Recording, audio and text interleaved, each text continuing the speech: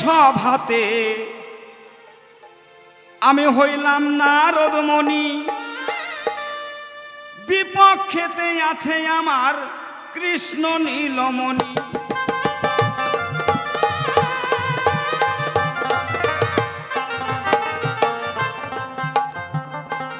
নারদ মুনি তত্ত্বজ্ঞানী,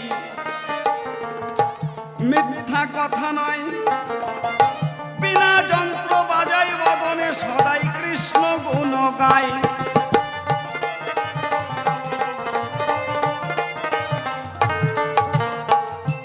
কবি যখন একটা কবিতা লেখে, একজন লেখক যখন কবিতা লেখে, তার ভূমিকা, তার সংলাপ, সংহার, উপসংহার ইত্যাদি ইত্যাদি লিখতে হয়। এ সম্বন্ধে বিশেষ করতে চাই না আলোচনা, কারণ যদিও শিক্ষিত এলাকাতেই বেশি বলার প্রয়োজন মনে করি না। তথাপিও অভিনয় মঞ্চে একটা অভিনয় নিতে গেলে একটা ভূমিকা গ্রহণ করতে হয়, কি বাবা, তাই তো? তাহলে নারদ মুনি বিনা বাজায় বলি সবার ঠাই, বিনা যন্ত্র বাজায় বদনে সদাই কৃষ্ণ গুণ গায়।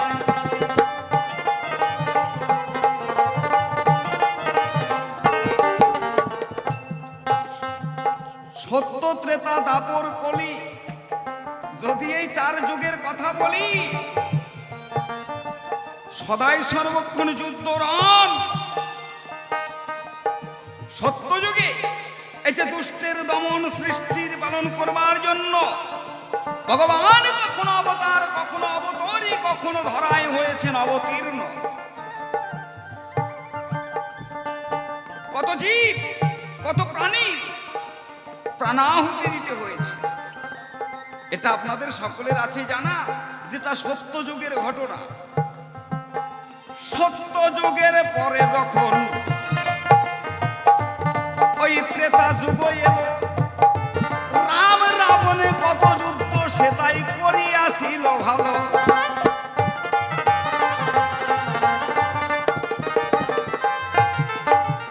দেবর্ষি নারদ মুনি এই যে যুদ্ধ, এই যে রক্ত নদীর ধারা, এই দেখতে দেখতে মনে একদম মনটা বিচলিত হয়ে গেছে। এবার সত্য কথাই প্রকাশী, যদি দাপর লীলায় আসি, দাপর লীলাতে কি শান্তি আছে? হ্যাঁ, সেখানেও যুদ্ধ হয়েছিল। ইতিপূর্বে আমাদের এই মঞ্চে, উক্ত মঞ্চে আলোচনা হয়ে গেছে। দ্বারকাতে রাজা ছিল কৃষ্ণচন্দ্র, মিথ্যা কথা নয়। কুরুক্ষেত্রের যুদ্ধ হয়েছিল বলি সবার ঠাই।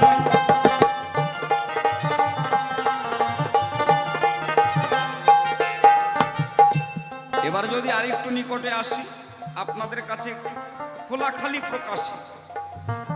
এই যে আমাদের পাশের রাজ্য, পাশের দেশ বাংলাদেশ, বাংলাদেশেও একটা দ্বন্দ্ব চলছে। আপনাদের সকলের আছে জানা, বৃহৎ করতে চাই না আলোচনা। এবার এই মুক্ত মঞ্চেও কিন্তু আমরা এতক্ষণ ধরে শ্রবণ করলাম না গান্ধারী শ্রীকৃষ্ণ আলোচনা পর্ব, সেখানেও যুদ্ধ না কৌরব পাণ্ডবে মিলে ভাই হয়ে ভাইয়ের প্রাণ কেড়ে নিল, রক্ত নদীর বন্যা প্রবাহিত হলো। এই দেখতে দেখতে বিচলিত হলো দেবর্ষি নারদ মুনির মন, তাই বৃন্দাবনে যাবার জন্য মন স্থির করিল তখন।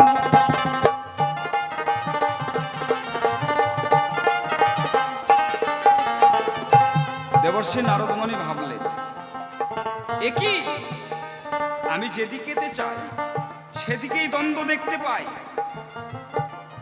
যেদিকে লক্ষ্য করি সেদিকেই অন্যায়, অত্যাচার। এই অত্যাচার আর সহ্য হয় না। মনে আছে ভাবো, একটু নিরিবিলিতে, একটু শান্তময় দেশে, শান্তময় পরিবেশে আমি যাব। এই ভাবিয়া নারদ মুনি ঢেকিকে নিয়া, নারদ মুনির বাহন ছিল ঢেকি, ঢেকিকে বলল, ঢেকি তুই আমার কথা লবি, অতি শীঘ্র বিলম্ব না করে বৃন্দাবনে যাবি। মনে আছে ভাবো, মধুময় বৃন্দাবনে গিয়ে আমার তাপিত পরাণ শীতল করব। ঢেকির পৃষ্ঠে বিচরণ করে নারদমণি মধুর বৃন্দাবনে গেল। সেখানে গিয়েও একটা ঘটনা অচরিত ঘটিয়া যে এলো।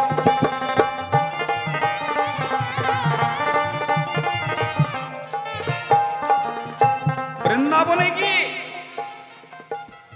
বৃন্দাবনে তো কৃষ্ণ গুণগান, নারদমণি সদা সর্বক্ষণ কৃষ্ণ গুণগান করে, কিন্তু বৃন্দাবনে কৃষ্ণের নাম নাই চরাচরে। যারা বৃন্দাবনে গেছেন অবশ্যই জেনে আছেন, বৃন্দাবনে গেলে রাধার গুণগান হয়। জয় রাধে। এখন রাস্তা দিয়ে হেঁটে যাচ্ছেন, আপনার সামনে পথিক, দুই পাশে পথিক, আপনার একটু তাড়া আছে, একটু তাড়াতাড়ি যেতে হবে। ওমা, এখন যেমন আমরা এখানে বলি দাদা একটু সাইড দেবেন, একটু সরে যাবেন, আমাকে যেতে দিন, বৃন্দাবনে তা নয়। জয় রাধে রাধে, সঙ্গে সঙ্গে আপনার রাস্তা পরিষ্কার।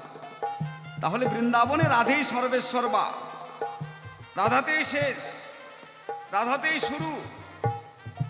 কিন্তু দেবর্ষি নারদমণি যখন মাত্র বৃন্দাবনে গেলেন, হঠাৎ করে তাহার বক্ষে একটা অগ্নিকুণ্ডের ন্যায় প্রতাপ এসে তার বক্ষস্থলে আঘাত করল। তাই নারদমণি বুঝিতে পারিল এই শান্তিময় বৃন্দাবনে বুঝি আবার আগুন লেগেই গেল। হরিবল হরিবল হরিবল। না না না না না, আমি তো এরকম অবস্থা আমি আশা করিনি। আমি চেয়েছিলাম একটু শান্তিময় পরিবেশ, কিন্তু সেই বৃন্দাবনে এসেও আজ আমি অশান্তির প্রতাপ, অশান্তির বাতাবরণ দেখতে পাচ্ছি। আমার অঙ্গে অগ্নিকুণ্ডের ন্যায় আভাস লাগলো। কারণটা কি? সন্মুখেতে রাধারানী পাগলিনীর ন্যায় ধুলার মাঝে গড়াগড়ি যায় আর কৃষ্ণ গুণ গায়। হরিবল হরিবল হরিবল হরিবল। দেবর্ষি নারদমণি ভাবলেন, এ কি? শ্রীমতী রাধারানী যিনি কৃষ্ণ প্রিয়সী হলেন, তিনি অনাদি আদি গোবিন্দ কখনো কৃষ্ণকে রাধেকে ছাড়া রাধা বিহনে কিছুই জানে না। শ্রীমতী রাধারানী সদাই সর্বক্ষণ ভাবে কোথায় আছে আমার কেলে সোনা। এই যে একে অপরে এত পরস্পর প্রেম গভীর থেকে গভীরতর, সেই শ্রীমতী রাধারানীর একই দুর্গতি। ধুলার মাঝে পড়ে কান্নাকাটি করছে, কড়াকড়ি যাচ্ছে। জানতে পারলেন কৃষ্ণচন্দ্র এই ব্রজপুরে নাই, ব্রজ ছেড়ে চলে গেছে। শুনতে পেল নারদ মহাশয়।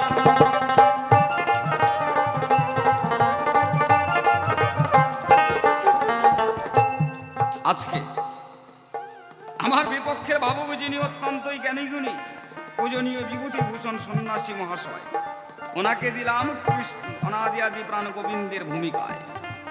হে প্রাণকৃষ্ণ, তুমি বলেছিলে যে আমি এক দণ্ডের জন্য, এক মুহূর্তের জন্য আমি বৃন্দাবন ছেড়ে এক পাও যাব না। নারদমণি মনে মনে ভাবলেন, তবে কি শ্রীমতী রাধারানীর সঙ্গে প্রাণবল্লভ আমার প্রতারণা করেছে? কোথায় গেছে না দ্বারকায় চলে গেছে। বাবা বাবা, সঙ্গে সঙ্গে ঢেকির উপরে উঠে নারদমণি ওই দ্বারকাতে গেল। দ্বারকায় গিয়ে ভগবানের সঙ্গে যখন নারদের দেখা প্রথম হলো,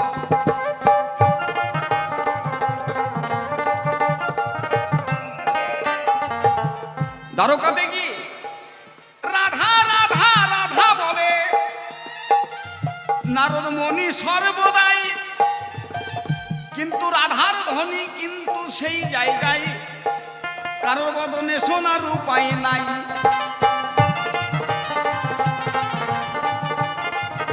দ্বারকাতে রাধাটাকে, রাধা বলতে কেউ নেই। অকস্মাৎ কোথা থেকে রাধা নামের ধ্বনি ভেসে আসে, আভাসে। প্রাণগোবিন্দ কর্ণকুহরে যখন প্রবেশ করলো, মনে ভাবলো তাই কার বদনে রাধার গুণগান হয়। সঙ্গে সঙ্গে নারদ মুনিকে প্রভু করল দর্শন। সযতনে গিয়ে সেবা করেছিল নারদের তখন মনেরই মতন।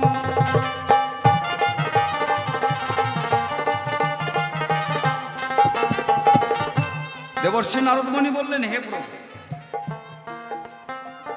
তুমি শ্রীমতী রাধারানীকে কথা দিয়েছিলে যে হে রাধে, আমি বৃন্দাবন ছেড়ে এক পাও কোথাও যাব না।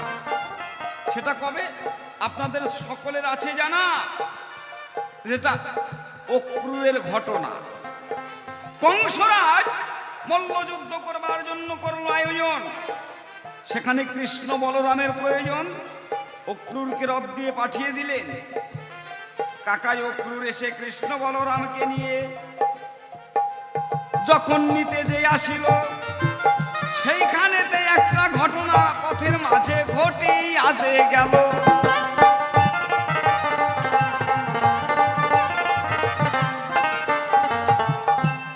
শ্রীকৃষ্ণ বলরাম দুই ভাই রথের উপরে বসে যখন পথে রওনা দিল, শ্রীমতী রাধারানী জানতে পারলেন তাই আজকে ব্রজনগরী অন্ধকার করে চলে যাবে শ্যাম কানাই। সঙ্গে সঙ্গে উল্কার মতো ছুটে গিয়ে রথের সম্মুখে একটা মৃতদেহের ন্যায় টান টান হয়ে শুয়ে পড়লেন। শ্রীকৃষ্ণ বললেন, রাধে, একই তুমি পাগলিনীর ন্যায় বিচরণ করছো, ওঠো। না বল্লভ, আমি শুনেছি কারো যাত্রাকালে যদি কেউ সব দেহ মৃতদেহ দর্শন করে তার যাত্রাটা শুভ হয়। হে প্রভু, তুমি যখন আজ এই ব্রজপুর ছেড়ে চলে যাবে, তাহলে আমি আমার এই দেহ রেখে আমার কি লাভ বলো? তুমি কথা দিয়েছিলে জীবনে মরণে সদাই সর্বক্ষণ তুমি আমার থাকবে, আমার রবে। আজকে তুমি কথা দিয়ে বৃন্দাবন পরিত্যাগ করে চলে যাচ্ছ চিরতরে।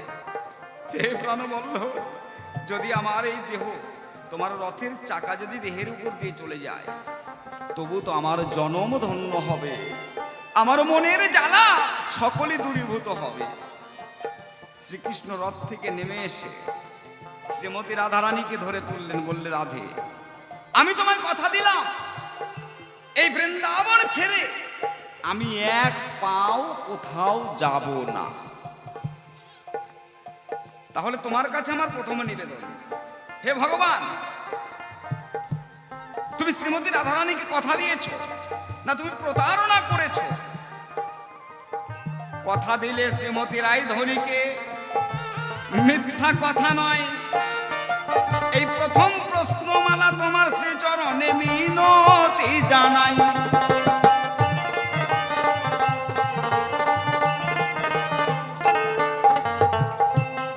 তাহলে তুমি কি করলে না, বৃন্দাবন পরিত্যাগ করে এলে দ্বারকাতে। তাহলে বৃন্দাবনে মাধুর্য লীলা পরিত্যাগ করে তুমি গেলে ঐশ্বর্য লীলায়। হে প্রাণগোবিন্দ, প্রাণবল্লভ, আজকে তোমার আচরণে আমার মনের মধ্যে বড়ই ক্ষোভ। আমরা জানি সাধারণত জীব যারা, আমরা সকলেই জানি আগে ভোগ, জয় রাধে, আগে ভোগ তারপরে ত্যাগ। ভোগ না করে ত্যাগ হতে পারে না, ত্যাগের পরে ভোগ হয় না।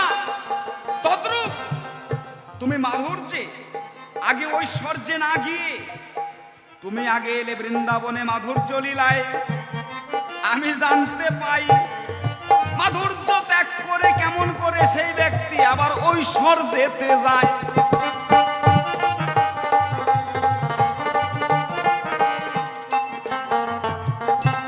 আর বেশি প্রশ্ন করব না, প্রশ্ন রয়ে গেল মাত্র দুইখানা।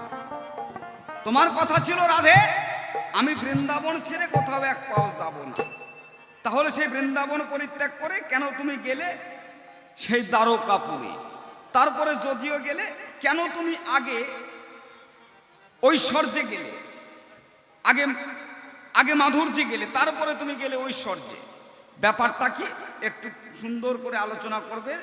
আমার কাছে ভগবান যেন দেবে না ফাঁকি। জয় গুরু জয়। আমি নারদ মুনি বর ভগবানের গোচরে কিছু প্রশ্নের করিলাম খবর। হে ভগবান, শ্রীমতী রাধারানীর কাছে তুমি কথা দিয়েছিলে, তাই আমি বৃন্দাবন ছেড়ে এক পাও রাধে যাব না। যে আমি কোথায় বৃন্দাবন ছেড়ে এক পাও কোথাও যাব না। কিন্তু আমি দেখতে পেলাম কাল বলে কালা গেল ব্রজপুরে। রাধারানী কেঁদে বুক ভাসাই, কেন প্রতারণা করলে তুমি এসে ভবের মাঝে ওগো জগৎ সাই। তারপরে মাধুর্য লীলা পরিত্যাগ করে আগে ঐশ্বর্যতে গেলে। এটা কেমন ঘটনা তুমি বলো জগতে ঘটালে। ভোগের পরে ত্যাগ যে হয় মিথ্যা কথা নয়, তুমি ত্যাগ করিয়ে পরে ভোগ করতে চাও বলো ওগো মহাশয়। এই তো দুইখানা প্রশ্ন তোমার কাছে আমার রইল নিবেদন। এবার সুন্দর করে উত্তর দেবে আমার ব্রজেন্দ্র নন্দন। আমি প্রথমবারে সবাই এসে একা বলবো না, তাই তো সংক্ষেপে ছেড়ে দিতে চাই আমার কাব্য আলোচনা। আমি একা এসে যদি বলে ফেলি বেশি, হয়তো বেশি বললে আমায় ভগবান আবার করতেই পারে দোষী। তাই তো দোষের কারবার মোটেই আমার কাছে নাই। এই জন্য সংক্ষেপে সবার মাঝে ইতি দিতে চাই। আর আছেন যত সবার মাঝে বৈষ্ণব গোসাই, আমি সকলের আশীর্বাদ করতে প্রণতি জানাই। এইবারেতে গুরুদেব আমার সভাতে আসবে, তার যত মনের কথা খুলিয়া জানাবে। তারপরে যখন আমি সময় হাতে পাবো আরো কিছু জানার জন্য বাসনা রাখিব। এই অবধি করি ক্ষান্ত অমৃত হরি। একবারে জয় জয় রাধা কৃষ্ণ প্রেমানন্দে বলুন হরি হরি হরি বল হরি বল। এবার ভগবান কৃষ্ণের ভূমিকা ধরে আমি দাঁড়ালাম এই সভা পরে। জ্ঞানী শ্রোতায় করিবেন শ্রবণ। আমার বিপক্ষের ভাবক যিনি আজ নারদের ভূমিকা গ্রহণ করেছেন, তিনি তার চরণেও আমার রইল আত্মনিবেদন।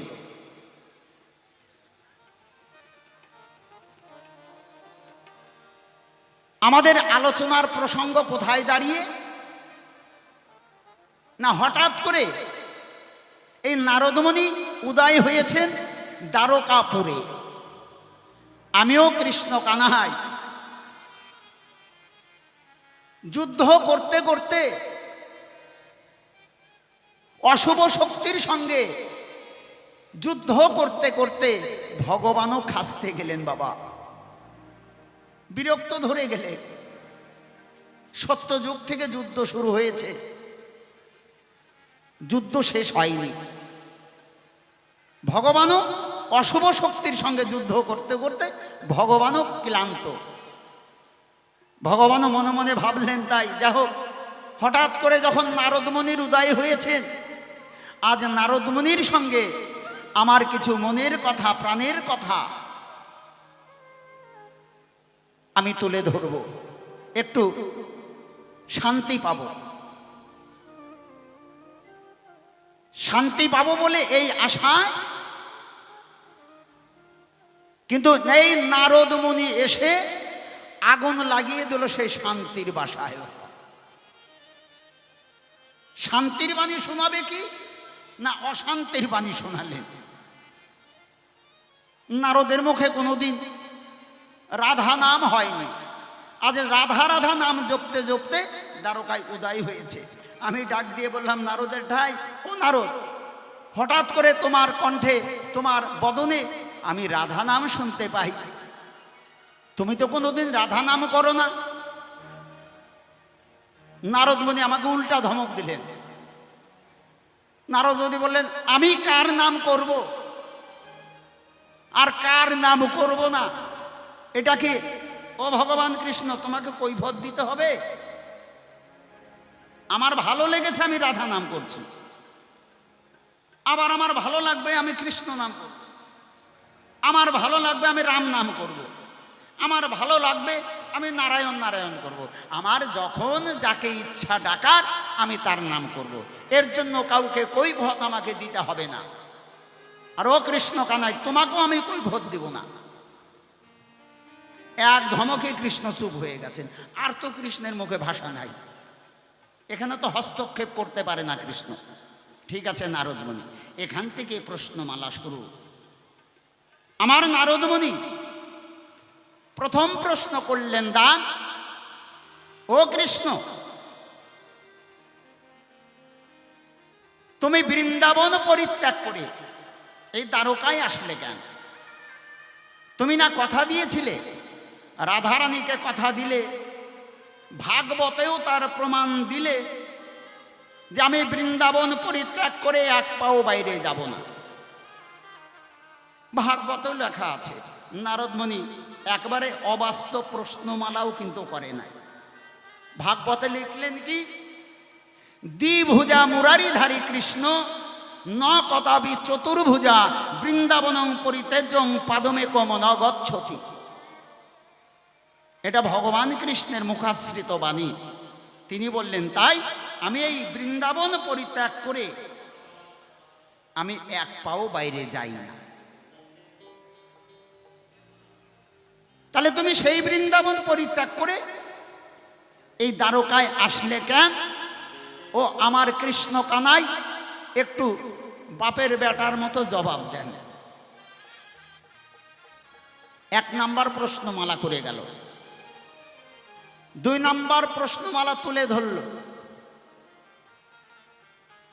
আমি জগতের দিকে তাকিয়ে দেখি, তাই প্রত্যেকটা মানুষ আগে ঐশ্বর্য রস আস্বাদন করে।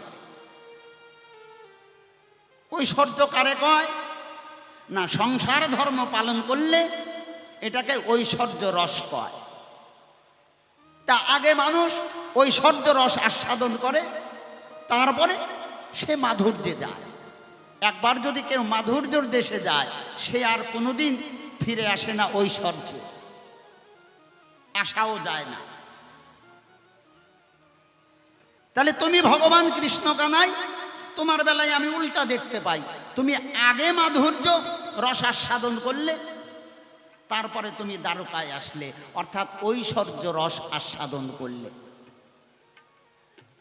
তাহলে এই জীব জগৎ কি করবে?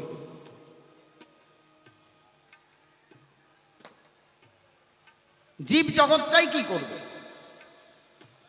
এই তার দুইখানা প্রশ্নমালা রয়ে গেল। বাবা, প্রশ্ন কিন্তু দুইটা নাই এই জায়গা। আপনারা মনে মনে ভাবছেন প্রশ্ন দুইটা, না, এর মধ্যে যে কতগুলা প্রশ্ন এটা আমি অনুভব করতে পারছি বাবা। ঠাকুর অনুকূল চন্দ্র একটা বাণী বলেছে, ওরে একটা চাইতে গিয়ে 10টা চেয়ে বসো না, একটার যাতে চরম হয় তাই করো, দেখবে সবগুলো পেয়ে যাবে। কি বাবা, একটা চাইতে গিয়ে 10টা চেয়ে বসো না, একটার যাতে চরম হয় তাই করো, সবগুলো পাবে। তাই আমরা কি করি না, ভগবানের কাছে একটার পরিবর্তে আমরা 10টা চেয়ে বসি। আর যখনই 10টা চেয়ে বসি, তখন আমাদের আর কোনোটাই পাওনা হয় না, সকল পাওনা থেকে বঞ্চিত হয়ে যাই। আর যদি একটার চরম করতাম, তাহলে আমরা সবগুলোই পেয়ে যেতাম। তাই নারদমুনির প্রশ্নে মালার মধ্যে আমি খুঁজে পেলাম, তাই এই দুটো প্রশ্ন নাই, এই দুটো প্রশ্নের মধ্যে যে কয়টা, সেটা হিসেবেও বলার কায়দা নাই। যা হোক, ধীরে ধীরে দেব সমাধান, তার সঙ্গে গাইব গান। যে প্রশ্নমালা তুলে ধরলেন, তুমি বৃন্দাবন পরিত্যাগ করে দ্বারকায় আসলেন কেন? আগে যাই সেই সূত্র ধরে।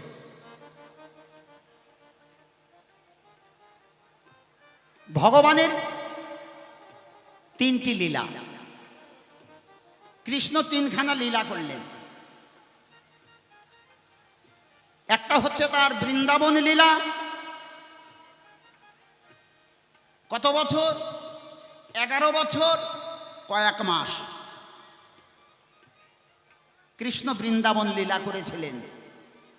এটাকে বলা হয় মাধুর্য লীলা।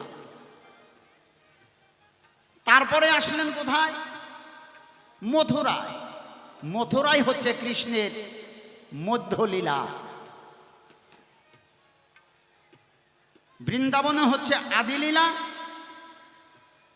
মথুরাই হচ্ছে 6 বছর কৃষ্ণ করলেন মধ্যলীলা, বাকি সব বছর করলেন দ্বারকালীলা। এই দ্বারকালীলা ছিল কৃষ্ণের অন্তলীলা।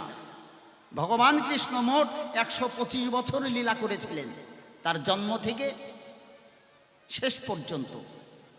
তাহলে এইদিকে গেল 12 বছর বৃন্দাবনে, 6 বছর গেল মথুরা লীলায়, আর বাকি সব যত বছর বাকি ছিল ওগুলো অন্তলীলার মধ্যে গেল, মানে যেটাকে বলা হয় দ্বারকালীলা। এই দ্বারকালীলার পরে আর কোনো ভগবান লীলা করে নাই।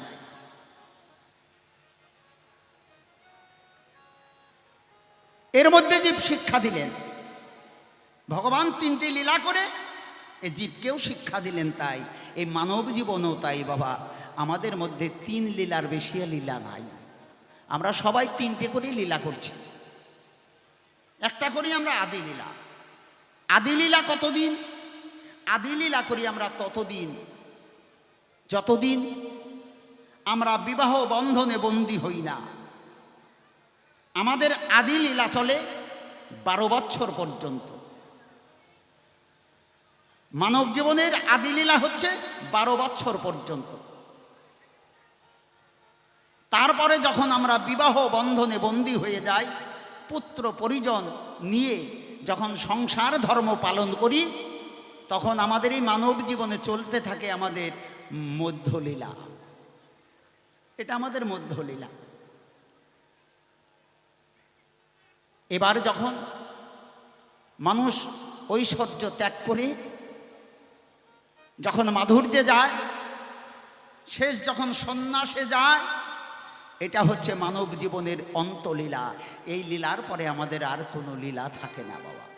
থাকে কি? আর কোনো লীলা নাই। তাই ভগবানেরও যে লীলা, আমাদের মানব জীবনের একই লীলা, আদি মধ্যম আর অন্ত। অন্তলীলার পরে আর কোনো লীলা থাকে না। তাই ভগবান কৃষ্ণ কানাই এই 3খানা লীলা করলেন, তোমার কাছে সঠিক সঠিক জবাব দিয়ে যায়। ভগবান কৃষ্ণ বৃন্দাবন পরিত্যাগ করেনি। ওনারও বৃন্দাবন পরিত্যাগ করেনি, 1 পাও বাইরে যায় নাই। আবার যদি হিসাব করতে যায়, ভগবান সর্বব্যাপী, তিনি সমস্ত জায়গায় আছেন। ভাগবতের শেষ শ্লোকে লিখলেন, রূপং রূপ বিবজ্জির্তিস্য ভবেত ধ্যানেন যৎকল্পিত স্তুতির নির্বাচনী তাখিল দুরিকীর্তায় জন্মায় ভগবত যত্তীর্থ যাত্রীধীনং ক্ষন্তব্য জগদীশ তদ্রস্ত্রয় মৎকৃতম। অর্থাৎ ভগবান তিনি সর্বব্যাপী বিরাজমান, কোনো জায়গায় তিনি নাই, এমন কোনো জায়গা নাই যেখানে ভগবান কৃষ্ণ নাই। সমস্ত জায়গায় ভগবান, সমস্ত জীবের মধ্যে ভগবান। প্রাণ হি ভগবান ঈশ্বর প্রাণী বিষ্ণু পিতামহ প্রাণনে ধার্যায়তে লোকং সর্বপ্রাণময় জগৎ।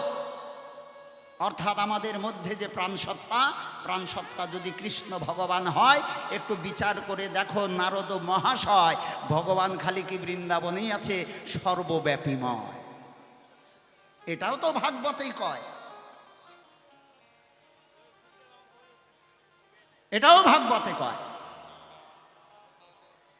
দ্বিতীয়তে কি প্রকাশ করে যায় না, কৃষ্ণ যখন কংসের কারাগারে আবির্ভাব হলেন, তবে কারাগার শব্দ বলতে কিছু নাই, ভগবানের কাছে নাই, আমাদের কাছে আছে। কারণ এই জগৎটাই তো আমার গোবিন্দের আকার। তাহলে তার কাছে কোথায় কারাগার? তার কাছে কোনো কারাগার নাই। ভক্ত যেখানে ডাকে, যেখানে ভক্ত সেখানেই ভগবান উপস্থিত হয়ে যান। ভক্ত যেখানেই থাকুক, যে অবস্থাতেই থাকুক। তাই ভগবানের কাছে কোনো কারাগার বলতে কিছু নাই। কিন্তু জীব শিক্ষার তরে যখন কংসের কারাগারে ভগবান আবির্ভাব ধরে, বসুদেব মাথায় করে নিয়ে যাচ্ছে গোকুলে। যখন যমুনা নদী পার হয়, মধ্য যমুনায় যখন গেলেন, মাথার থেকে কৃষ্ণ ভগবান অমনি যমুনার মধ্যে পড়ে গেলেন। এর অনেক ঘটনা। যমুনা নদী, যমুনা আজ গোবিন্দকে পেয়ে জাপটে ধরেছেন যে প্রভু, কতকাল ধরে তোমার আশা আমি বসে আছি, আজ যখন তোমাকে আমি পেয়েছি আর তোমাকে ছেড়ে দেব না প্রভু, আর তোমাকে ছাড়ব না। কৃষ্ণ বললেন, যমুনা, তুমি যদি আমাকে ছেড়ে না দাও, আমার যাওয়ার উপায় নেই, আমি যেতে পারবো না। কিন্তু তুমি যদি ছেড়ে না দাও, আমার কত ভক্ত আমাকে ডাকবে।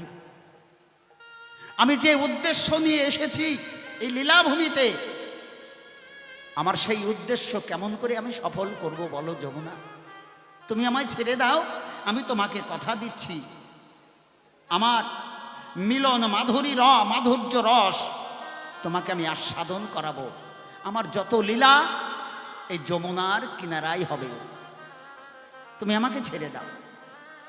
যমুনা বললেন, প্রভু, ছেড়ে তো দেব, কিন্তু যে রূপ আপনার দেখতে পাচ্ছি, চতুর্বাহু রূপ, এই রূপে যদি আপনি বৃন্দাবনে যান, তাহলে সবাই আপনাকে চিনে ফেলবে, সবাই আপনাকে চিনে ফেলবে। তাই ভগবান কৃষ্ণ কি করলেন, দুই ভাগে বিভক্ত হয়ে গেল, দুই ভাগে বিভক্ত। একটা মাধুর্যের কৃষ্ণ আর একটা ঐশ্বর্যের কৃষ্ণ। যেহেতু ভগবান তিনি ঐশ্বর্যের মধ্যে আবির্ভাব হলেন বলে সে ঐশ্বর্যের কৃষ্ণ সত্তা ওই যমুনার কাছে রেখে দিলেন, যে ঐশ্বর্যের কৃষ্ণ সত্তা আমি যমুনা তোমার কাছে রেখে দিলাম। আর মাধুর্যের কৃষ্ণ সত্তা উঠে এসে এই যে বৃন্দাবন লীলা করলেন, মা যশোমতীর কোলে বাৎসল্য প্রেমে ভগবান লালিত পালিত হয়ে বড় হলেন। এটা হচ্ছে মাধুর্যের কৃষ্ণ, মাধুর্যের কৃষ্ণ সত্তা। আর ঐশ্বর্যের কৃষ্ণ সত্তা যমুনার কাছে। যখন যখন অগাসুর বগাসুর বধ করেন, তখন মাধুর্যের কৃষ্ণরূপ পরিত্যাগ করে আবার সেই ঐশ্বর্যের কৃষ্ণ এসে এদেরকে বধ করেন। মাধুর্যের কৃষ্ণ কোনোদিন ওই অগাসুরকে বধ করে নাই, বগাসুরকে বধ করে নাই, কংস নিধন করে নাই, ওই কুরুক্ষেত্রের মাঠে যায় নাই,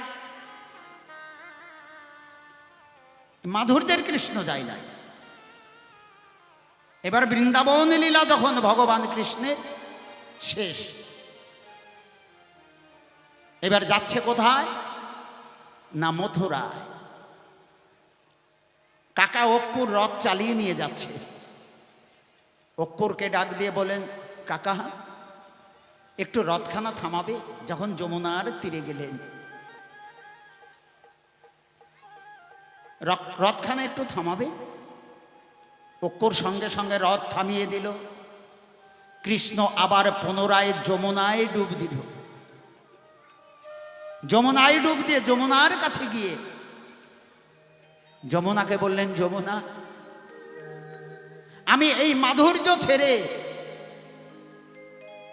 এই বৃন্দাবন ছেড়ে, আমি মাধুর্য ছেড়ে আমি যাচ্ছি মথুরায়। মথুরা লীলা শেষ করে যাব আমি দ্বারকায়। তাই তোমার কাছে আমি এই মাধুর্যের যে কৃষ্ণ সত্তা, সে মাধুর্যের কৃষ্ণ সত্তা যমুনার কাছে পুনরায় রেখে দিলেন। ওখান থেকে উঠে আসলো কে না ঐশ্বর্যের কৃষ্ণ সত্তা উঠে এসে কংসকে নিধন করে তারপরে গেলেন সেই ঐশ্বর্যের কৃষ্ণ দ্বারকাপুরে। তে বলো নারদ, আমার ঠাঁই কৃষ্ণ ভগবান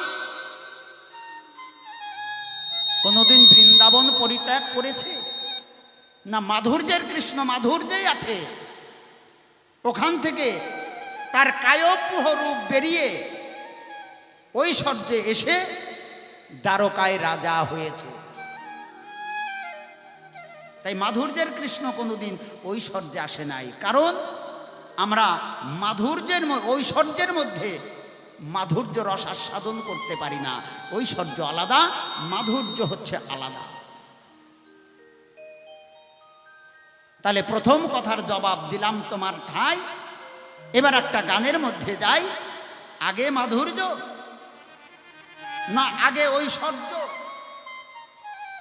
এর মীমাংসা সংক্ষেপে তোমাকে দিতে চাই। গানটি আমাকে গাইতে হবে কোথায়? একটি অশ্বিনী গোসাইয়ের গান দিয়ে আমি একটু বোঝাই।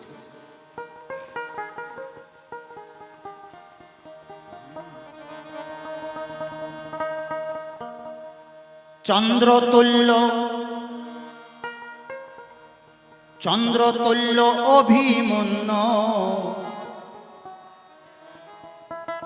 পরিল রণে,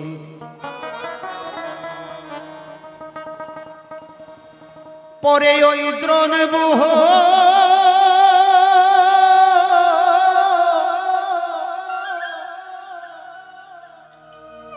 পরে ওই দ্রোণ বুহ চক্র মধ্যে,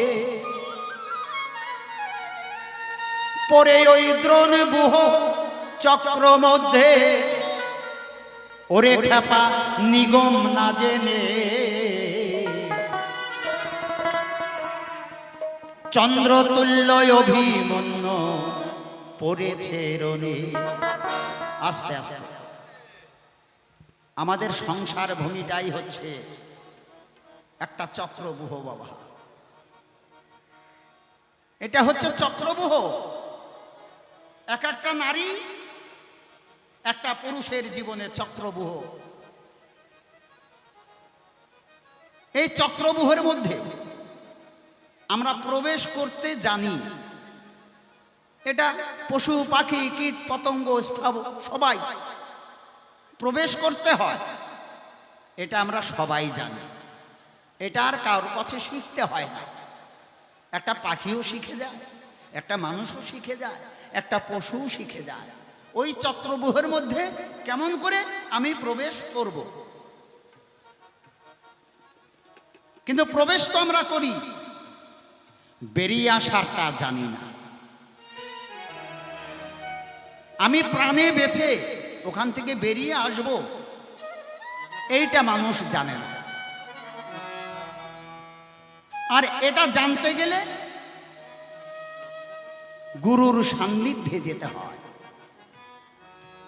গুরু যদি কৃপা করে এই আগম নিগম তত্ত্বটা প্রদান করে, আমরা সাধারণ মানুষ যেভাবে প্রবেশ করি, কিন্তু গুরু আমাকে যেভাবে প্রবেশ করা শিখাবে, যে আগমটা শিখাবে, গুরুর দেয়া যেটা আগম, ওই আগমটা আলাদা। গুরুর নির্দেশ অনুযায়ী যদি আমরা এই চক্রবুহের মধ্যে প্রবেশ করি, তাহলে সেই প্রবেশটা আলাদা হয়ে যাবে। আর সাধারণভাবে মানুষ যারা প্রবেশ করে, ওই প্রবেশটা আলাদা। তাহলে প্রবেশ করলাম, আর নিজে প্রাণে বেঁচে শত্রুদেরকে নিধন করে আমি নিজে প্রাণে বেঁচে আবার ওখান থেকে বেরিয়ে আসলাম। এটা হচ্ছে নিগম। তাহলে আগম সবাই জানি, কিন্তু নিগমটা সবাই জানি না। আজ সেই চন্দ্রতুল্য অভিমন্য সেই চক্রবুহের মধ্যে পড়েছে। আগম না জেনে প্রবেশ করে নিগম তত্ত্বটা জানেনি বলে আর সে প্রাণে বেঁচে আসতে পারলেন না, মারা গেলেন। আমরাও তো মরি। যারা নিগম জানে তারা মরে না, আর যারা নিগম জানে না তাদের মৃত্যু ঘটে। অভিমন্যুর মতো মৃত্যু ঘটে। কিভাবে মৃত্যু ঘটে? মরণ দুই প্রকার।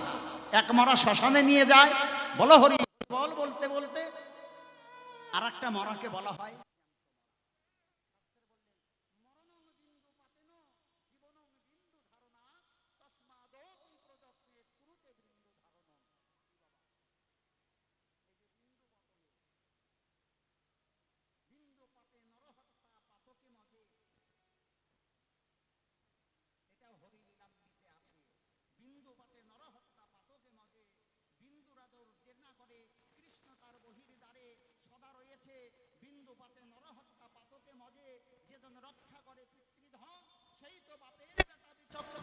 পিতৃধনের উপরে হরিধন বিরাজ করে, লয়ের আশেশ্বরী রাজবিহারী মহারাজ করে, নিদায়ী গৌরী প্রেমানন্দে হরি বল হরি বল। তাহলে এই যে প্রাণে বাঁচা, এর জন্য খেপা ও নারদ আগে ব্রহ্মচর্য, আগে ওই মাধুর্য। এই মাধুর্য থেকে যতদিন পর্যন্ত তুমি মাধুর্যের দেশে না থাকবে, 12 বছর পর্যন্ত ব্রহ্মচর্য কেমন করে রক্ষা করতে হয় এটা শিখার বয়স 12 বছর পর্যন্তই বাবা। একবার যদি কোনো পুরুষ দ্বার গ্রহণ করে, দ্বারকা শব্দের অর্থ হচ্ছে দ্বার। কোন দ্বার? না মাতৃদ্বার। যে দ্বারে আমাদের আশা, সেই দ্বারে ভজন। যে দ্বার আসা যাওয়া যেই পথে, ভজন সাধন সেই পথে। তাহলে আমি দ্বার গ্রহণ করতে গেলাম, দ্বার গ্রহণ করার আগে যদি তুমি ব্রহ্মচর্যটা না জানো, তুমি সংসার ধর্ম পালন করবে কেমন করে? তুমি সংসারই শিখলা না বাবা। ও নারদ, খালি ভালো কাপড় দিলাম বিয়ে করে, এটা সংসারই হলো না। ভালো ভালো মাছ মাংস খাওয়ালাম বউকে, এটা সংসারই হলো না। 10-12টা সন্তান জন্ম দিলাম, এটা সংসারই হলো না। মাঠে 100 বিঘা সম্পত্তি চাষ করলাম, এটারে সংসার কয় না। এটা সংসার নয়, এটা হচ্ছে মানুষের মরালিটি। এটাকে বলা হয় মরালিটি। মরালিটি কেন? আমি বিয়ে করেছি, আমার বউকে ভাত কাপড় আমাকে দিতে হবে, এটা মানুষের মরালিটি। মা বাবাকে আমাকে ভালোবাসতে হবে, ভাত কাপড় দিতে হবে, এটা মানুষের মরালিটি। সন্তান উৎপাদন করেছি, তাদেরকে ভালো শিক্ষায় শিক্ষিত করতে হবে, তাদেরকে ভালো জায়গায় পৌঁছানোর চেষ্টা আমাকে করতে হবে, এটা মানুষের হচ্ছে মরালিটি। এটাই সংসার নয়, এটাকেই সংসার কয় না।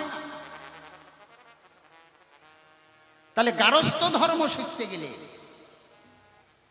সঠিক সংসার ধর্ম যদি পালন করতে হয়, প্রত্যেকটা মানুষের দরকার আগে ব্রহ্মচর্য পালন করা, অর্থাৎ আগে মাধুর্যের দেশে যাওয়া। তুমি বিয়ে করার পরে আর তোমার ব্রহ্মচর্য পালন হবে না খেপা, বলে দিলাম তোমার ধারে। যখনই তুমি দ্বার গ্রহণ করবে, মানে দ্বারকায় যাবে, দ্বার গ্রহণ করা মানে দ্বারকায় যাওয়া। আমরা সবাই দ্বারকায় যাই, আমরাও দ্বারকায় যাই।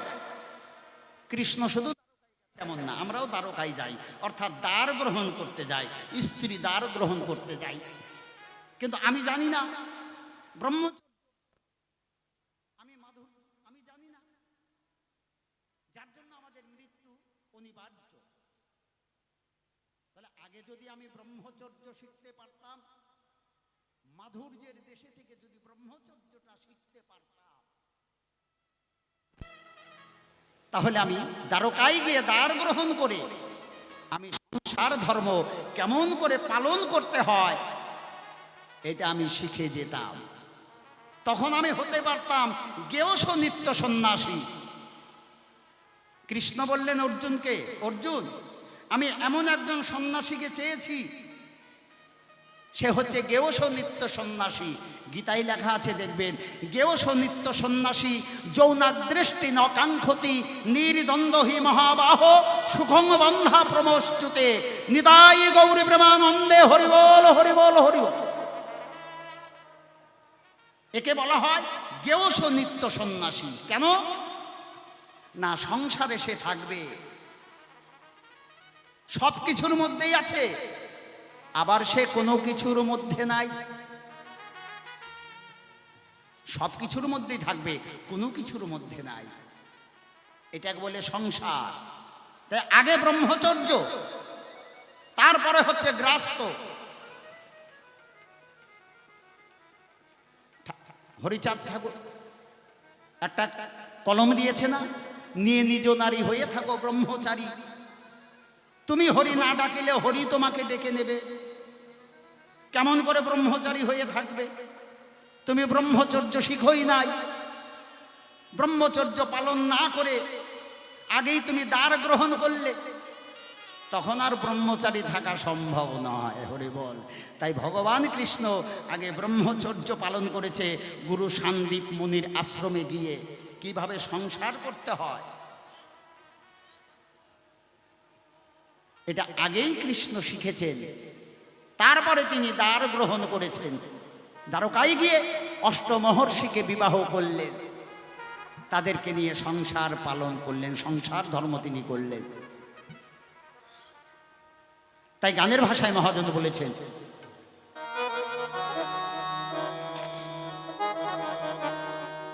তাই আমাদের প্রত্যেকেরই দরকার আগে ব্রহ্মচর্য পালন করা, তারপরে তুমি সংসার ধর্মে যাও, কোনো অসুবিধা নাই। সংসার ধর্মে গিয়েও তুমি ত্যাগী হয়ে থাকতে পারবে সব কিছুর মধ্যে থেকেও, তখন আর কোনো কিছুর মধ্যে থাকবে না। পাখাল মাছ যেমন কাদাই থাকে, কাদা লাগে নাই তার গায়ে, ঠিক তদ্রূপ হয়ে যায়।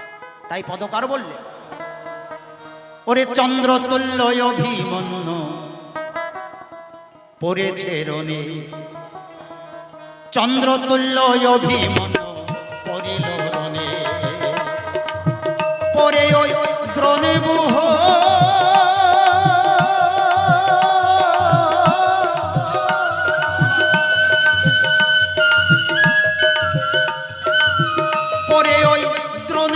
চক্র মধ্যে, পরে ওই দ্রোণবুহ চক্র মধ্যে নিগম না জেনে, চন্দ্রতুল্য অভিমন্যু পড়েছে রণে, চন্দ্রতুল্য অভিমন্যু পড়িল রণে। জয় জয় রাধা কৃষ্ণ প্রেমানন্দে, হরি বল হরি বল হরি বল।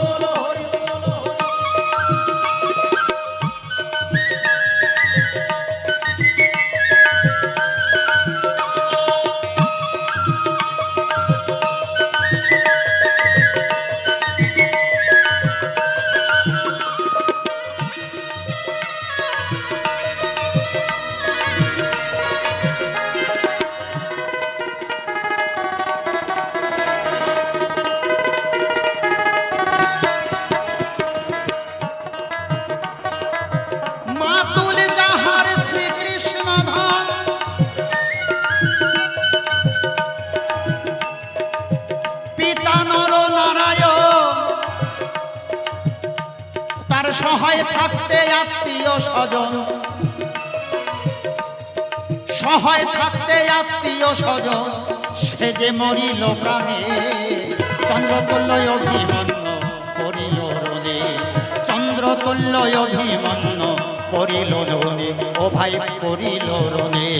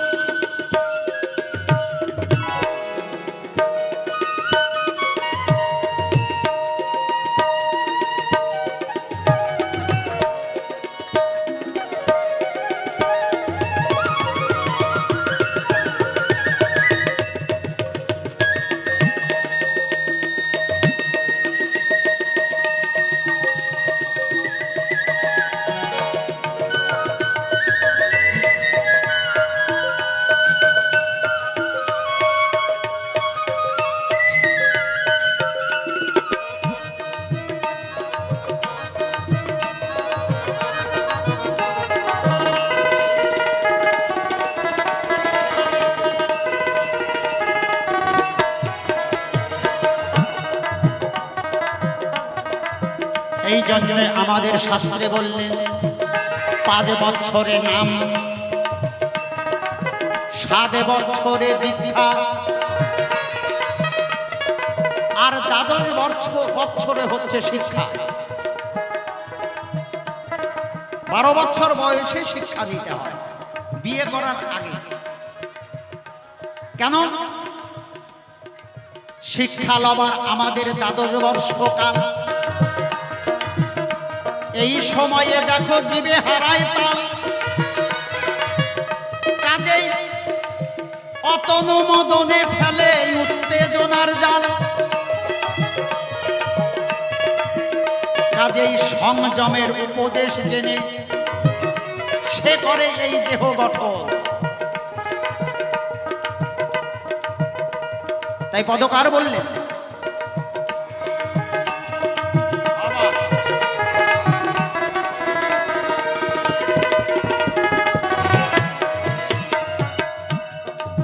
তত্ত্ব নিগমে না জানিলে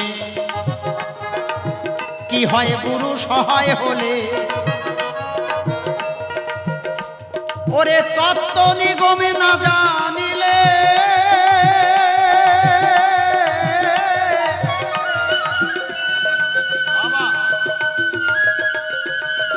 বলি কি হয় গুরুর সহায় হলে।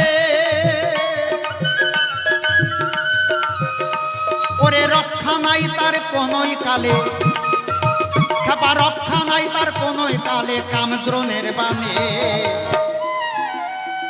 চন্দ্রতুল্য অভিমন্যু পড়িল রণে, চন্দ্রতুল্য অভিমন্যু পড়িল রণে, ও ভাই পড়িল রণে।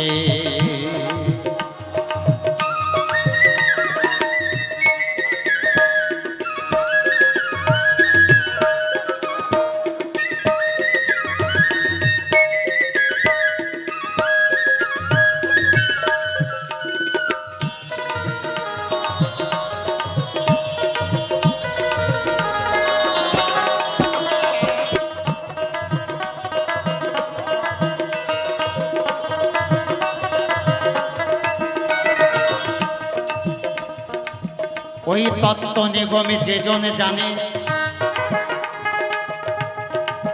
দেখো মরে না কামদ্রোণের বাণে। তত্ত্ব নিগমে যে জন জানে,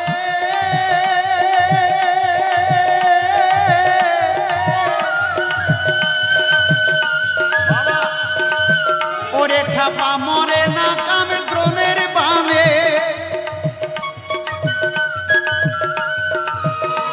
ওই যে যুগল মিলন নিশিদিনে, যুগল মিলন নিশিদিনে হ্যারে নয়নে। চন্দ্রতুল্য অভিমন্যু পড়িল রণে, চন্দ্রতুল্য অভিমন্যু পড়িল রণে, ও ভাই পড়িল রণে।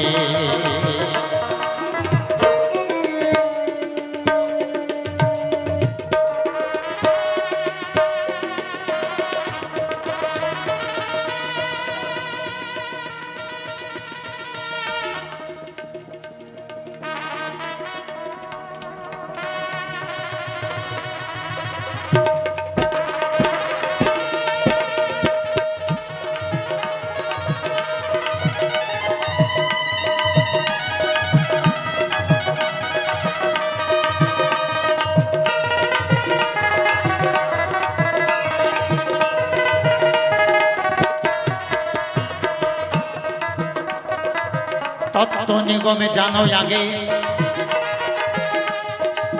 জয় করো ছয় রিপু ছাগে।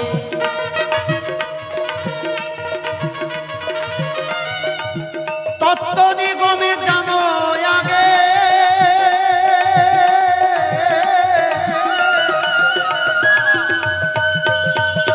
জয় করো ছয় রিপু ছাগে। দেহের কামদ্রোণকে হটাও আগে, কামদ্রোণকে হটাও আগে, দেহের কামদ্রোণকে হটাও আগে। সূক্ষ্ম সন্ধানে চন্দ্রতুল্য অভিমন্যু পড়িল রণে, চন্দ্রতুল্য অভিমন্যু পড়িল রণে, ও ভাই পড়িল রণে।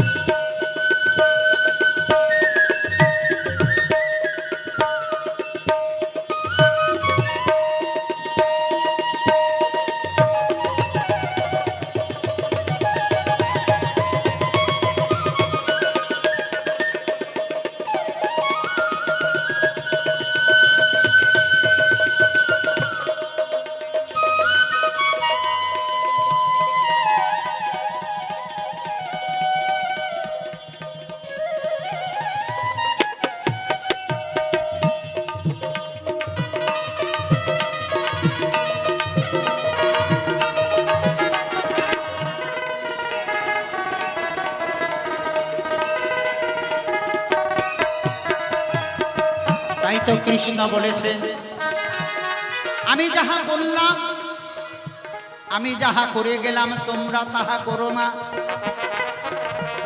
কিন্তু আমি যা বলছি এটা তোমরা করো। তাই ভগবানের লীলার সঙ্গে যদি আমরাও করতে যাই তাহলে কিন্তু বাবা মিশবে না। এই সংসারে জীবনে আগে রেখে গেলেন গারস্থ ধর্ম, কিন্তু ওই যে গারস্থ ধর্ম পালন করার আগে ব্রহ্মচর্য কেমন করে পালন করতে হয় এটা আগে আমাদেরকে শিখতে হবে। এটা জীব শিক্ষার তলে। তারপরে যদি আমরা সংসার ধর্মে যাই, গারস্থ ধর্মে যাই, তাহলে সেই সংসার ধর্ম পালন করার আর কোনো অসুবিধা থাকবে না। পরিপূর্ণভাবে আমরা সেই সংসার ধর্মটা পালন করতে পারব। তাই জীবের জন্য আগে সংসার অর্থাৎ গারস্থ, তারপরে বানপ্রস্থ, লাস্টে হচ্ছে সন্ন্যাস। শেষের দিকে চলে যাবে তারা মাধুর্যের দেশে। মানে জীবকে দিয়ে গেলেন আগে ভোগ, পরে হচ্ছে ত্যাগ। কিন্তু ভগবান করলেন তার উল্টো, আগে করলেন ত্যাগ, তারপরে করলেন ভোগ। এটা হচ্ছে পার্থক্য। তাই পদকার বললেন, গোসাই তারক চাঁদ কয় করে বিক্রয়,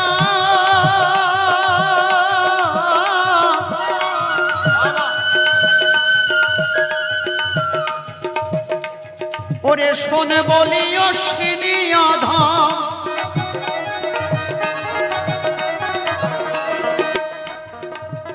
গোসাই তারক চাঁদ কয় করে বিক্রম, শোন বলি অশ্বিনী অধম, তোরে আমি শিক্ষা দেব তত্ত্ব নিগম, আমি শিক্ষা দেব তত্ত্ব নিগম, থেকো চেতনে চন্দ্রতুল্য অভিমন্যু করিল রণে, চন্দ্রতুল্য অভিমন্যু করিল রণে। পরে দ্রোণ গুহ চক্র মধ্যে, পরে দ্রোণ গুহ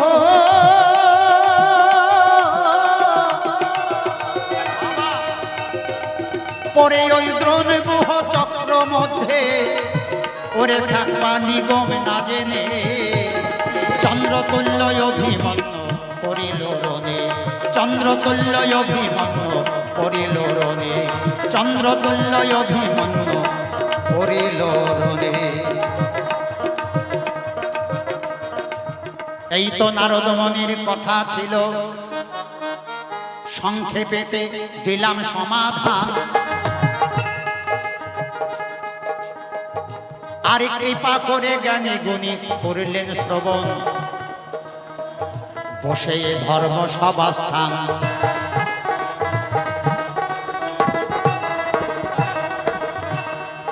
তাই তো ভগবান কৃষ্ণ আগে মাধুর্য রস আস্বাদন করিল, অর্থাৎ ব্রহ্মচর্য পালন করিল। তারপরে তে দ্বারকাই দিয়ে তার গ্রহণ করিল।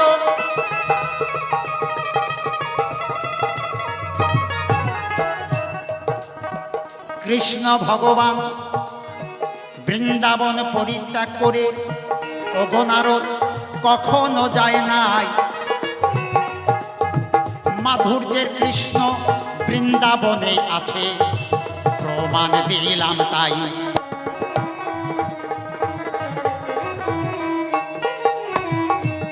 এরপরে তে নারদ মুনি সভাতে আসিয়া কোন বা কথা আমার কাছে পুনরায় যায় জিজ্ঞাসিয়া।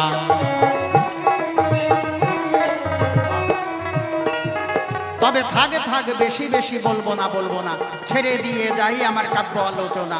প্রথমবারে বেশি বলতে যাব কেন, বলতে যাই বেশি আমার উপরে হয়তো হইবে অখুশি, সেই কারণে প্রথমবারে আর দরকার নাই। অল্পে অল্পে আমি আসর ছেড়ে যাই, আছেন যতই আমার মাতৃ জাতি, সবার চরণে আমি জানাইলাম প্রণতি। শক্তির শক্তি মাগো তোমাদের বটে রয়, কিঞ্চিত দান করলে থাকবে না আর ভয়। কিঞ্চিত দান যদি সবাই করেন মোরে, শত শত বাউল গান গাইতে পারবো আসরে। আছেন যতই আমার মিয়া মোল্লা ভাই, বান্দা হয়ে আমি সালামও জানাই। সালাম পেয়ে কালাম করে করবেন একটু দোয়া, সেই দোয়াই হবে আমার এই বাউল গান গাওয়া। আমি এই পর্যন্ত করলাম ক্ষান্ত, রাধাকান্ত শরীর। একবারে প্রেমানন্দে সবাই মিলে বলুন হরি হরি, হরি বল, হরি বল, হরি। এবার আমার সরাসরি মঞ্চে আসবেন শ্যাম কানাই, একটু জোটের লড়াই বাঁধাতে চাই। বলে গেল সভাপতি হে দেবর্ষী নারদমণি, আমি জীবের জন্য, সাধারণ জীবের জন্য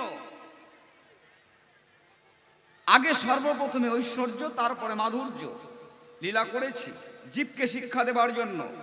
কিন্তু আমার জন্য এটা আগে মাধুর্য, পরে ঐশ্বর্য। তাহলে ঐশ্বর্যে গিয়ে আমরা দেখতে পেলাম কি, সে দ্বারকায় রাজা, দ্বারকার অধিপতি যিনি স্বয়ং কৃষ্ণ নীলমণি, তাই 16,000 অষ্টমহিষী, তার মধ্যে অষ্টমহিষীকে দেখতে পাই। সত্যভামা, রুক্মিণী, হৈমবতী, জাম্বুবতী, লক্ষণা, ভদ্রা, এই 8 জন মহিষী নিয়ে কখনো শ্যামকানাই যখন রুক্মিণীর শয়নকক্ষে রয়, রুক্মিণীর সঙ্গে শয়নকক্ষে যখন রয়, একে অপরে মিলন সজ্জায়, কি বলবো আপনাদের ঠাই ঘরে ভার্যা থাকতে, তথাপিও শ্যামকানাই রাধা রাধা বলে কেঁদে বুক ভাষায়। বাহ, হে প্রভু, এ কি তোমার লীলা? এটা বুঝে উঠতে পারলাম না। যাব সেই জায়গায়, একটু সুরছন্দে জোটের লড়াই করতে চাই। তুমি এসো এসো প্রাণের কৃষ্ণ। একটা কটলেস লাগবে দাদা ভাই। আমার মনের দ্বন্দ্ব মোহনাই গো, আমি যেসব কথা জিজ্ঞাসিব, যেসব কথা জিজ্ঞাসিব, বলো না সভাই গো।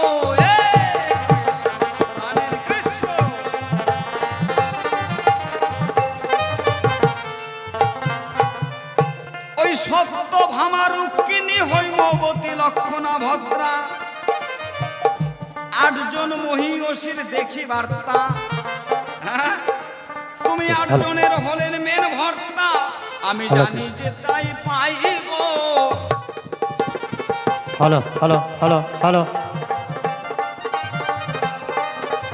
আচ্ছা আপনারা বলুন, একজন বাবা মা দেখে শুনে ছেলেকে ভালো একটা পাত্রী দেখে পাত্রস্থ করা হলো, সন্তান সেই কন্যাকে নিয়ে সুন্দর সংসার পরিচর্যা করবে, এটাই শোভনীয়।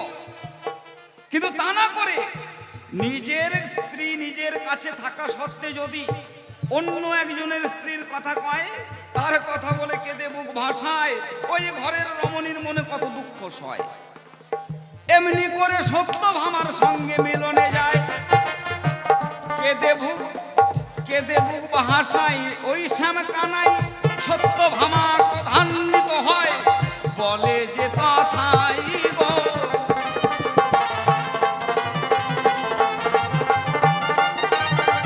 শুধু সত্যভামা নয়, এরকম 8 জন মহিষী সকলেই একদিন চিন্তা করলো, তাই দেখে দিদি, শ্যামকানাই আমার কাছে ছিল নিশি ভাগে, কিন্তু কি বলবো তোর কাছে, তাই আমার কাছে থেকে বারংবার কেঁদে বুক ভাষায় আর বদনে বলে বিনোদিনী রায়।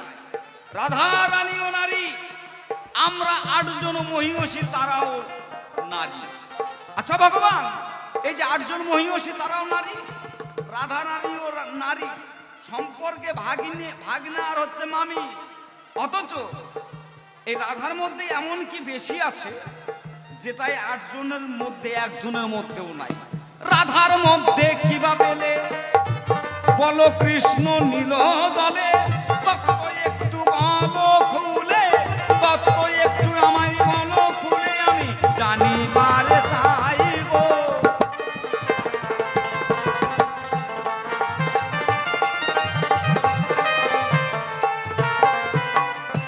তুমি ব্যস্ত কথা বললে হেথায়, কথা শুনে আমার মাথা ঘুরে যায়। আচ্ছা আচ্ছা। এই তত্ত্ব বোঝে নাই নারদ মুনি গোসাই, হ্যাঁ হ্যাঁ। তাই জিজ্ঞাসিল আমার ঠাই গো। এসো এসো গুরুই আমার দ্বন্দ্বমোহনাই গো, এসো এসো প্রাণের কৃষ্ণ। প্রথম তোমারে জানাই, হ্যাঁ হ্যাঁ হ্যাঁ। রাধাই আমার অঙ্গের আধা হয়। আচ্ছা আচ্ছা। সেই রাধা নামে আমার বাসি সাধা রয়। হ্যাঁ হ্যাঁ। বলি এই সভায় গো, এসো এসো প্রাণের কৃষ্ণ মিলন মোহনাই গো, এসো এসো প্রাণ। আচ্ছা আচ্ছা আচ্ছা। আমি আর রাধা আচ্ছা একই সত্তা, আচ্ছা। আমরা দুই ভাগে বিভক্ত হয়েছি। ও আচ্ছা। রাধা হ্যাঁ। জীবাত্মা, আমি পরমাত্মা। ও আচ্ছা আচ্ছা আচ্ছা। ওরে পরমাত্মা কাঁদে জীবাত্মার সঙ্গে মিলন হবার তরে, আচ্ছা আচ্ছা। আবার জীবাত্মা কাঁদে পরমাত্মার সঙ্গে মিলন হবার তরে। বাহ বাবা, মানে একে অপরের পরিপূরক। তাই তো কৃষ্ণ রাধা কান্না করে, হ্যাঁ হ্যাঁ হ্যাঁ। কৃষ্ণ রাধা কান্না করে, আমি বললাম এই তোমায় গো। এসো এসো প্রাণের কৃষ্ণ দ্বন্দ্বমোহনাই গো, এসো এসো প্রাণের কৃষ্ণ। এবার রাধার মধ্যে কি ভাই আছে? হ্যাঁ হ্যাঁ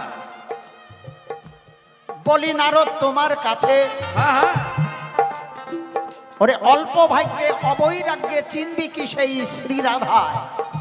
আচ্ছা নয় সে সামান্য রমণী, রমণীর শিরোমণি, আচ্ছা। সুসপ্তা সাপিনী চিত্রাণী আছে প্রায়, অল্প ভাগ্যে অবৈরাগ্যে চিনবি কি সেই শ্রী রাধায়। আচ্ছা আচ্ছা। অল্প ভাগ্যে অবৈরাগ্যে রাধাকে চেনা যায় না নারদ। রাধা তত্ত্ব আলাদা, আচ্ছা আর এই যে অষ্টমহর্ষি আচ্ছা। এই তত্ত্বটাই আলাদা। কারণ এখানে আমি বিবাহ করেছি, এখানে হচ্ছে আমাদের স্ত্রী তত্ত্ব, আচ্ছা আচ্ছা। এটা স্ত্রী তত্ত্ব। আর রাধার সঙ্গে যে ভাব বিনিময় আমার, এটা হচ্ছে প্রেয়সী রূপা শক্তি তত্ত্ব। ওখানে স্ত্রী তত্ত্ব নাই, ও প্রিয়সী। প্রেয়সী রূপা শক্তি তত্ত্ব। আচ্ছা আচ্ছা। রাধা হচ্ছে আমার শক্তি তত্ত্ব, আচ্ছা আচ্ছা আচ্ছা স্ত্রীও শক্তি তত্ত্ব। আচ্ছা। যেমন রাম সীতা, সীতাও শক্তি তত্ত্ব, হ্যাঁ। লক্ষ্মীও শক্তি তত্ত্ব, পার্বতীও শক্তি তত্ত্ব। আমার কিন্তু মায়েরাও এই- শক্তি তত্ত্ব। হ্যাঁ, মায়েরা শক্তি তত্ত্ব, হ্যাঁ। শক্তি তত্ত্ব। আচ্ছা আচ্ছা। তাহলে স্ত্রী যারে কয়, এটা হচ্ছে স্ত্রী রূপা শক্তি তত্ত্ব কয়। আর রাধার সঙ্গে যে ভাব বিনিময়, এটা স্ত্রী রূপা শক্তি তত্ত্ব নয়, এটা হচ্ছে প্রেয়সী রূপা শক্তি তত্ত্ব।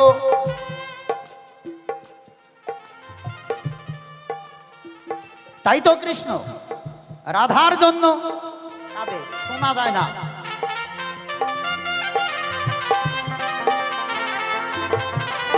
এবার রাধার মধ্যে কি আছে?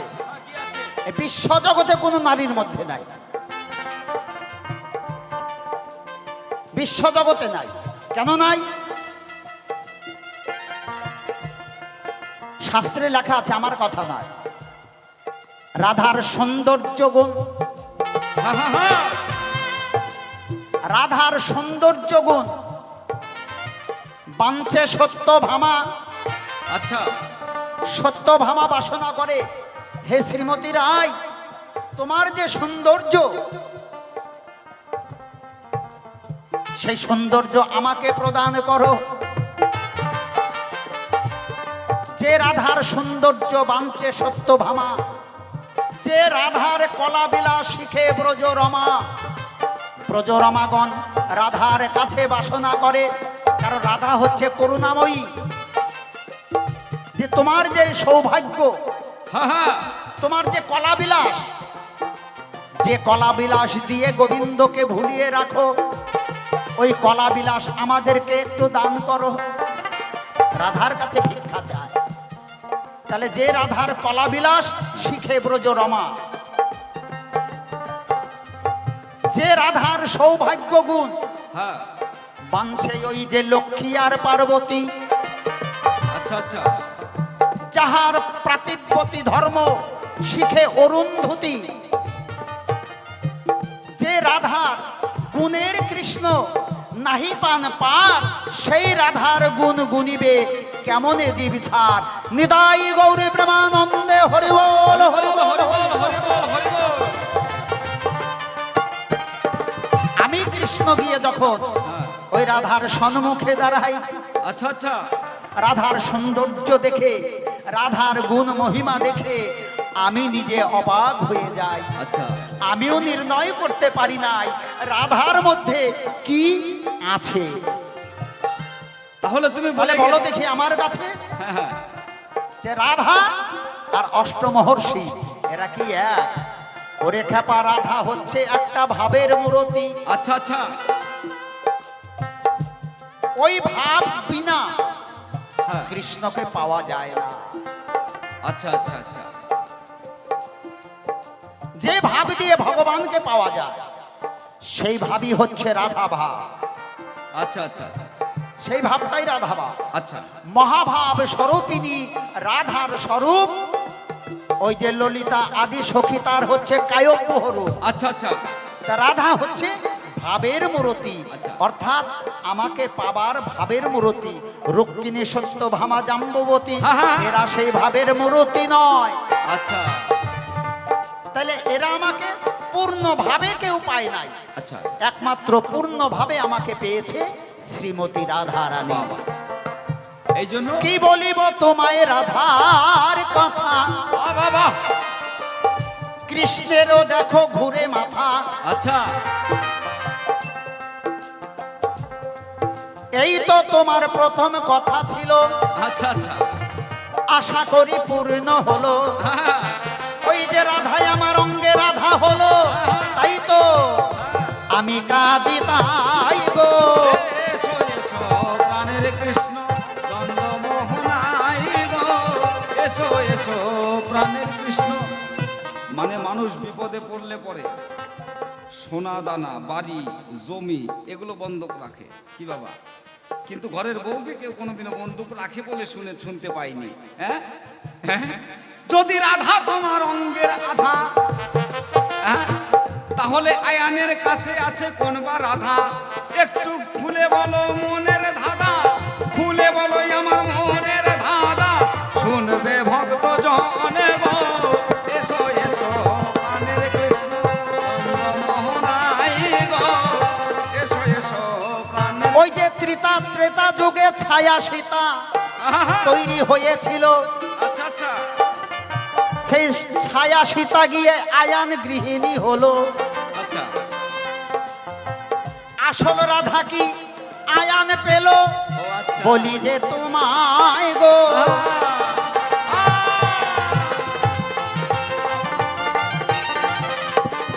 আচ্ছা ওই যে সপ্ত জনম সাধনা করে আচ্ছা আচ্ছা, আয়ান পেল আমার শ্রীরাধারে। ও আচ্ছা, এই তো কথা বললাম খুলে আমি এ ধর্ম সভায় গো।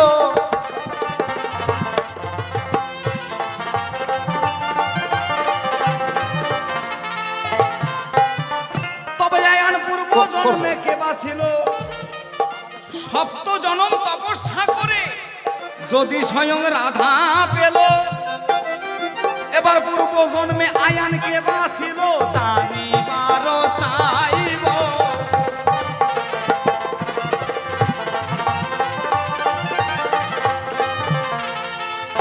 ওই যে সুপতা নামে মণি ছিল, সে দেখো নারায়ণের সাধনা করলো। আচ্ছা, নারায়ণ গিয়ে বলছে তুমি কি চাও?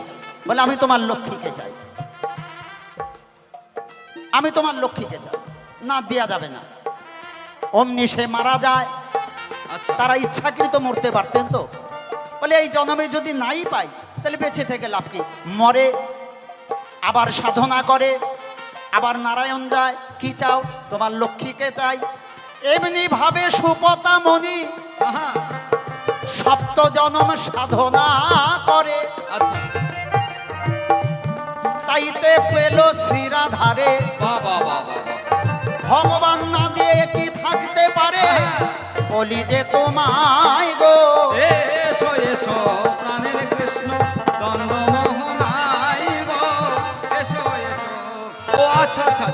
তাহলে সুতপা আর ঋষি 7 জনম তপস্যা করে রাধাকে তারপরে আমার রাধাকে পেয়েছি। বাবা, তাহলে তুমি ভক্ত বৎসল হরি ভগবান, তুমি এখানেও কিন্তু প্রতারণা করি আছো।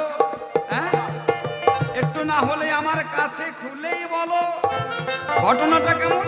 না আয়ান ঘোষ 7 জনম পূর্বে যদি সুতপা ঋষি থেকে থাকে, 7 জনম তপস্যা করে যখন রাধা পেল ঘরে, কি বলবো আপনাদের ঠাই মনের মধ্যে আকুল পিপাসা নিয়ে যখন সে মিলন হলো, তাদের যখন হলো শুভ পরিণয়, সেই আয়ানের ঘটনাটা কেমন। তুমি ঘরে দিলে তালা দিলে, কিন্তু চাবিখানা রেখে দিলে, এ কেমন চাতুরি কথা করিলে, কেমন চতুরি কথা করিলে, আমি বলি যে তোমায় গো। ও নারদ, আরে সুপতামণি যখন চায় আচ্ছা আচ্ছা, তখন বলে নাই সুপতামণি হ্যাঁ, আমি তোমার লক্ষ্মীকে বউ রূপে চাই, আচ্ছা আচ্ছা আচ্ছা, এই কথা সুপতামণি বলে নাই। মানে ভার্যা। আমি তোমার লক্ষ্মীকে আমার ঘরণী রূপে চাই। আচ্ছা আচ্ছা আচ্ছা তাহলে ঘরণী আর স্ত্রী কিন্তু এক না। আচ্ছা যে ঘরকে রক্ষা করে তারে ঘরণী কয়, আচ্ছা আর স্ত্রী তত্ত্বটা আলাদা, ঘরণী তত্ত্ব আলাদা। আচ্ছা, কেমন? তাহলে ঘরণীর উপর যখন চেয়েছে, ও ফাল দিয়ে করবে কি? এই হারামজাদা, ফাল দিয়ে করবে কি? ও ফালের দরকার নাই, ওই জন্য আমি ফাল দেই নেই। ও আচ্ছা আচ্ছা আচ্ছা। বল, ওই জন্য ফাল দেই। আবার যদিও আয়ান মিলন হতে গেল, সেখানে আর একটা ঘটনা ঘটিল, কি বলবো আপনাদের কাছে। তাই যখন রাধারানীর সঙ্গে আয়ান মিলন হতে যায়, ঘরের মধ্যে এক বিন্দু জল ছিল না। হঠাৎ করে ওই খাটখানা দ্বিখণ্ড যে হইয়া গেল, মাঝখানে একটা নদী এলো, এ সকল করলো কৃষ্ণ নীল দল, আমরা শাস্ত্র মতে পাই গো।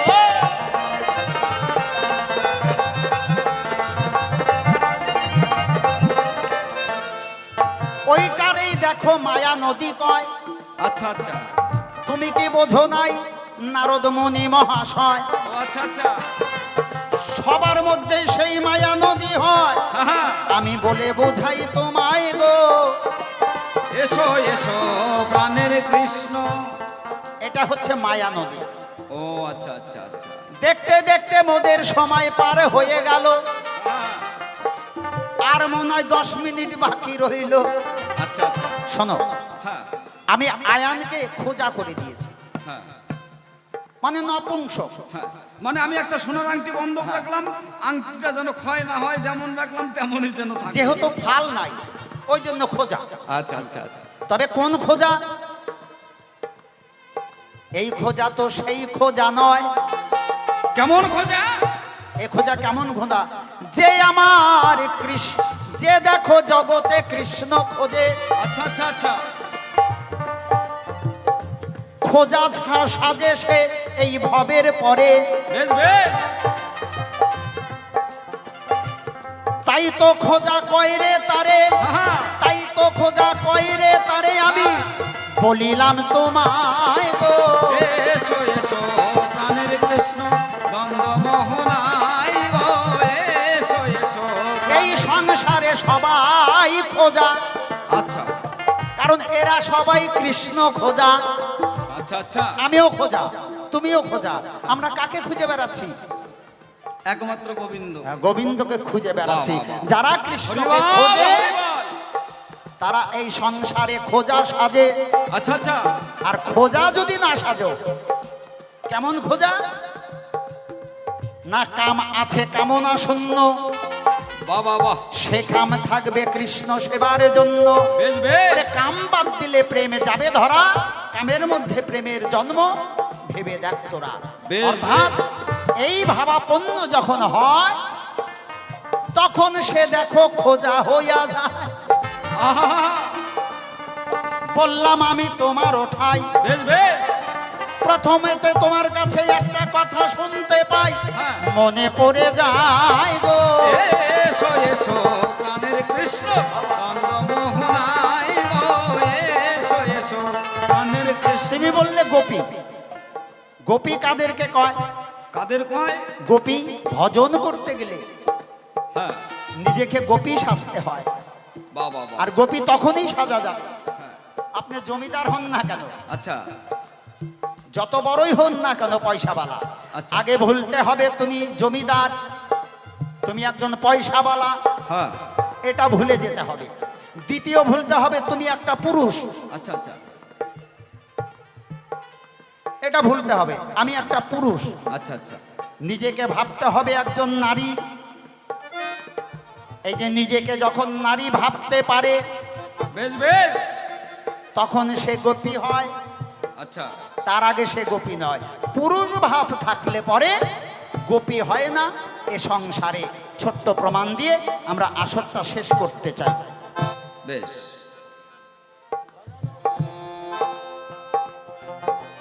নরোত্তম ঠাকুর বৃন্দাবনে গিয়েছিলেন, গিয়ে শ্রীনিবাস আচার্যের কাছে বললেন আমি গোপী ভজন করতে চাই। ও গোপী ভজন করবে? তাহলে নরোত্তম তোমাকে ভুলতে হবে তুমি জমিদার, জমিদারের ছেলে। আবার ভুলতে হবে তুমি ছেলে, একজন পুরুষ, তোমাকে ভাবতে হবে তুমি একজন নারী। নারী। এইবার নরোত্তম তুমি সাধনায় বসো। বাবা বাবা। নরোত্তম সাধনায় বসে গেল। বললেন এইগুলো ভুলে গিয়ে যখন তুমি ঈশ্বরের ধ্যানে বসবে, সাধনায় বসবে, বেশ বেশ। তোমার দুই ভুরোর মাঝখান থেকে জ্যোতি বের হবে। ওই জ্যোতির মধ্যে দেখতে পাবে রাধা কৃষ্ণ বৃন্দাবন নিকুঞ্জবন। ওই নিকুঞ্জবনের মধ্যে দেখতে পাবে রাধা কৃষ্ণ যুগলে, কখনো রাধা কৃষ্ণের পায়ে ধরছে, কখনো কৃষ্ণ রাধার পায়ে ধরছে। বাবা বাবা। এমনি যদি দেখতে পাও, আবার তোমাকে দেখতে পাবে তুমি কোথায় না কুঞ্জের বাইরে। তুমি নিজেকে দেখতে পাবে একজন নারী রূপে, অর্থাৎ একজন গোপী রূপে। অল্প বয়সা একজন গোপী রূপে নিজেকে দেখতে পাবে। এমনটি যদি দেখতে পাও, হ্যাঁ হ্যাঁ, তখন তুমি রাধা কৃষ্ণের সেবা করবে। আচ্ছা। এটাই তোমার কর্ম। দেখলে? বাবা, বাবা। বেশ। তখন ভক্তের হৃদয় বৃন্দাবনে রাধা কৃষ্ণের মিলন হবে। বাবা। আর কেন বেশি কথা বাড়াবে? হ্যাঁ হ্যাঁ। তবে শেষ করার আগে মায়েদের বাবাদের কাছে একটা কথা বলতে চাই, হ্যাঁ। যে এই যে 5 দিন ব্যাপী অনুষ্ঠান, খুব নামি দামি শিল্পী এই কমিটির লোক আয়োজন করেছে, নিমন্ত্রণ করিয়েছে, এনেছে।